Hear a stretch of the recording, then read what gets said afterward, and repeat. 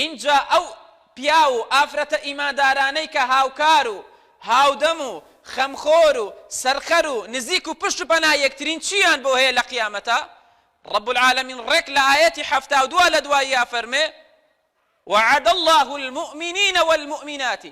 جنات تجري من تحتها الأنهار خالدين فيها ومساكن طيبة في جنات عدن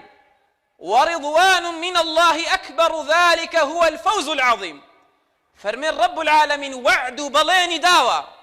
ببياو بآفرة باوردار إيمان دار كان هم بپیاوان همیش با ئافرەتان لە ئیمانداران ئەوانەی یارمەتی دەری یەکترین هاوکاری یەکترین بە بەهەشتێک بە باغ و باغات و بێستان و خۆشیەکی نەبڕاوە بەهەشتێک کە خان و کۆشک و تەلار و باغ و بێستان و گوڵ و گوڵزاری یەجگار زۆری تایە. ئەفەرمێ خانوانێکن کۆشک و تەلارانێکن باغ و باغات و بێستانانێکن رب العالمين فەرمێ ئاو بەژێریا ئەڕوا ڕووبار بەژێریا ئەڕوا بە هەتایی تایە ئەمێننەوە